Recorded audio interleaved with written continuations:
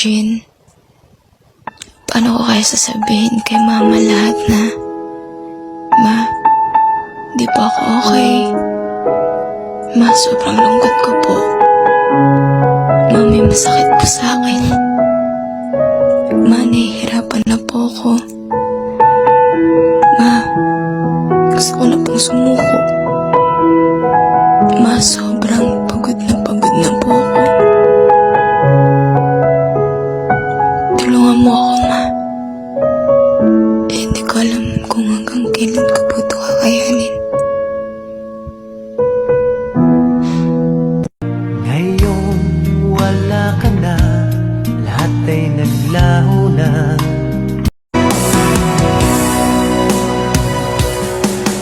Lagi na lang sa isip. Don't judge me, kasi hindi nyo alam yung pinagdadaanan ko. Mapasaya ko lang ulit yung sarili ko. Tinago ko yung problema ko dahil ayokong sabihin sa iba. Alam nyo kung bakit? Kasi kahit sabihin ko man sa kanila, hindi naman nila ako maiintindihan. Hindi man ako yung unang taong iningatan at inalagaan mo. May tao ka mang minahal ng sobra. Alam kong may taong hindi ka makakalimutan. Pero isang bagay lang ang tanging magagawa ko. Ang mahalin ka ng higit sa nagawa niya. Tatanggapin kita ng buo. Hanggang dumating yung araw na ma-realize mo na hindi mo na kailangan ng iba. Dahil ako lang sapat na.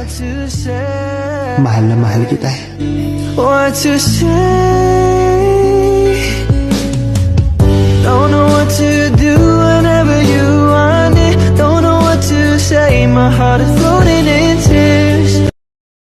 At ang hirap, magpapanggap mo ba ako na ako'y masaya?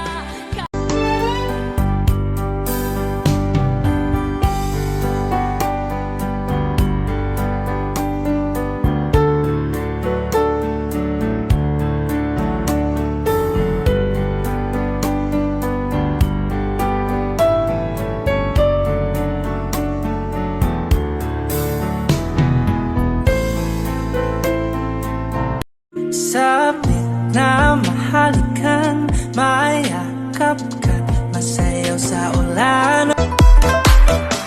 At di ko alam bakit ba nagkakaganto. Kung alam mo lang, sobrang ko itong Sarap naman talaga magmahal, lalo na kung ako yung mamahalin mo. Where will I be? Lungkot ay titisin ko, maibigay lang maganda. Abroad.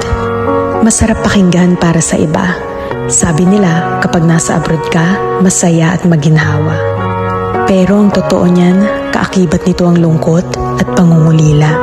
May mga panahong gugustuhin mo na lang sumuko, pero nangingibabaw ang tanong na, bakit ka nga ba nandito? Oo, may mga maswerteng nakakaangat sa buhay. Pero aminin nating hindi lahat pinapalad na magkaroon ng magandang buhay.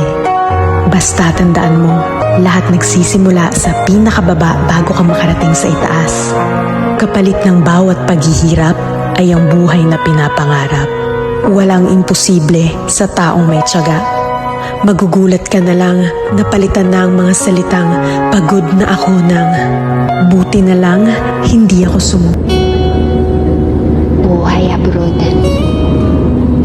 Minsan, dumating ka sa punto, gusto mo nang bumigay at gusto mo nang sumuko.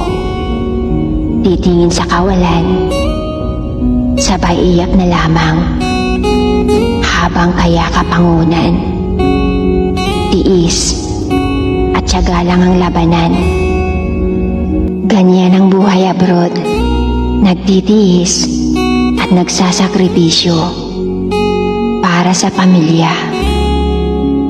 May kasabihan tayo na kapag dumating ang araw na malito ka dahil nagmahal ka ng dalawa, palagi mong piliin ang pangalawa. dahil hindi mo naman daw magagawang magmahal ng pangalawa kung mahal mo pa rin yung nauna. Pero sa usaping pag-ibig kasi palaging nagtatalo ang puso at isipan. Sino nga ba ang dapat na mas masunod? Ang puso nagmamahal ng tapat o ang isipan na labis na nanghihinayang? Hindi kita hiniling pero binigay ka niya. Hindi kita hinanap pero natagpuan kita. Ikaw yung taong biglang dumating sa buhay ko na hindi ko nahayaang mawala pa. Sabi nila, balang araw darating ang iyong May mga bagay na kahit gusto mo, kailangan mong bitawan. May mga tao na kahit napapasaya ka, ay kailangan mong iwasan. May mga desisyon na dapat gawin kahit napipilitan. At may mga pagkakataon na kapag ginawa mo ang tama, ikaw ang mahihirapan. Dahil may mga bagay na kapag pinagpilitan, sa huli, ikaw rin ang masasaktan. Mga nakasanayan dapat nang kalimutan. Hindi ako ang nawalan. Ako ang sinayang mo. Isang araw, dadating, nahahanapin mo ang buong pagkatao ko sa lahat ng taong makikilala mo. At hindi mo na ako mahahanap. Alam ko, darating tayo sa point na mawawala na yung kilig. Darating tayo sa point na magsasawa ka sa akin. At darating tayo sa point na kahit anong handang ibigay ko sa'yo, iba na yung hahanapin mo. Sorry kung hindi mo nakita lahat ng kailangan mo sa akin. Sorry kung hanggang dito na lang at kung ito lang yung kaya ko. Pero promise, kapag iniwan ka ng lahat at kailangan mo ulit ako, nandito lang ako. Hindi ko kailangan ng taong kayang ibigay sa akin ng lahat. Ang kailangan ko, yung taong ipaparamdam sa akin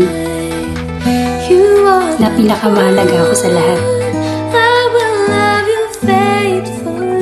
Pwesit ka dahil sinungaling ka.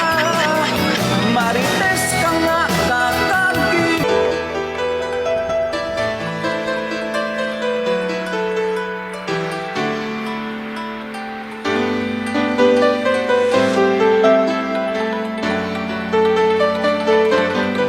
Tayo lang kaibigan, hindi pwedeng palagi kang mabait, hindi pwedeng palagi kang nakikisama, hindi pwedeng palagi kang nagbibigay, hindi pwedeng palaging ikaw ang nagpapakumbaba. Dapat alam mo kung kailan ka ginagamit, dapat alam mo kung kailan ka tinitake advantage, dapat alam mo kung kailan ka tinutake for granted, at alam mo dapat kung kailan ka dapat dumistansya. Mabait na sa kung mabait, pero kadalasan sa mababait, inaabuso. Kadalasan sa mababait, binabaliwala, at kadalasan sa mababait, tinuturing na parang wala. Hindi naman masamang maging mabait, pero dapat alam mo kung kailan ka magiging mabait at kung kailan ka didistansya, para yung pagiging mabait at mabuti mo sa kanila, hindi nila maabuso.